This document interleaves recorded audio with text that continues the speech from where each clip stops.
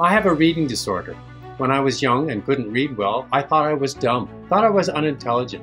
My teacher surprised me once by saying, "Reading slowly and rereading when you have to makes you a strong reader."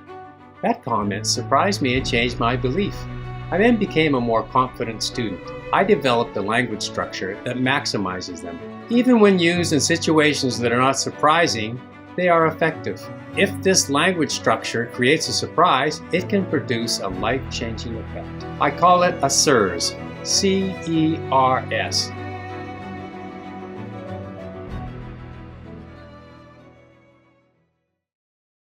A special welcome to those participating in Thincubation. It's my experience that learning about ourselves, why we are the way we are, is a liberating experience. Learning about self-improvement helps us grow.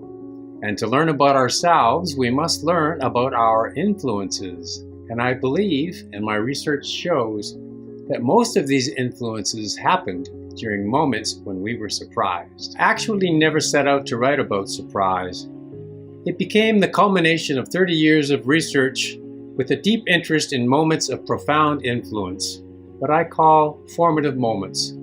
Those are the times when an event happens that changes how we feel about ourselves, what we believe about ourselves.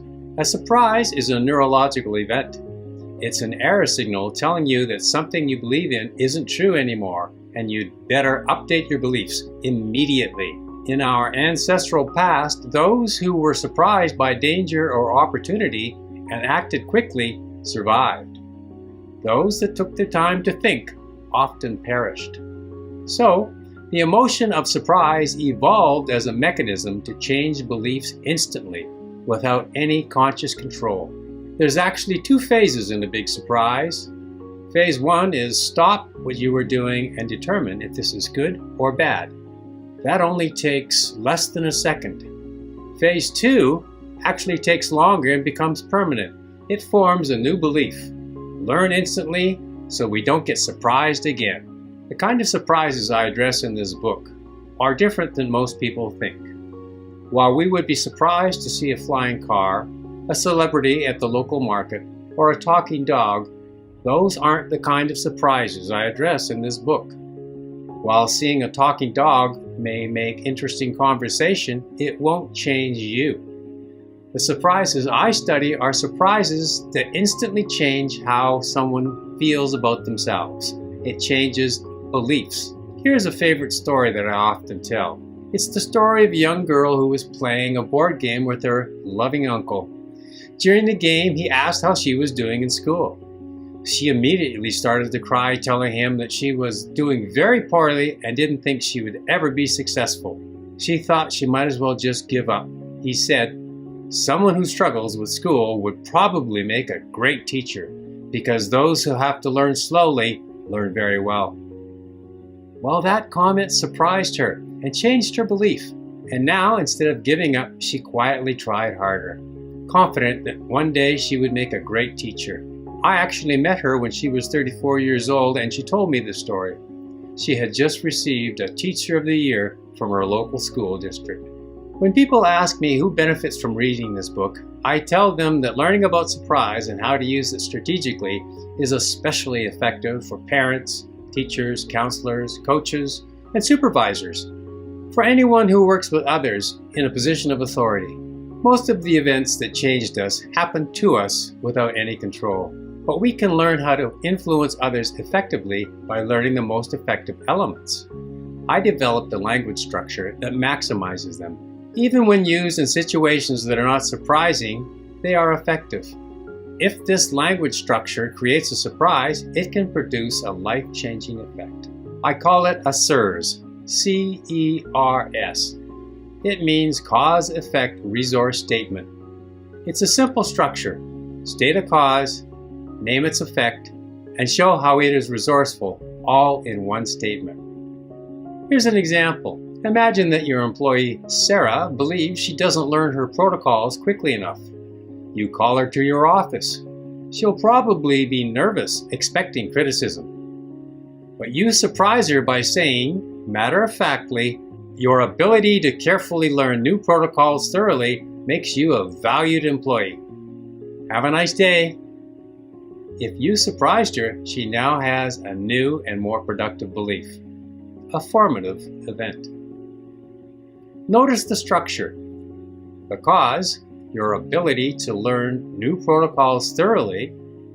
The effect, makes you a valued employee. That's a single statement about a resource that she possesses. It's quite different than praise. Praise is common but ineffective. Praise endorses a behavior and strengthens it. I am not interested in behavior change. What we want is belief change to a more productive belief. Then behavior flows naturally from the new productive belief. While the formula for CERS is quite simple, there are a few important considerations when using it to maximize its effect. Keep it simple. Say it as if it's a fact. Never explain.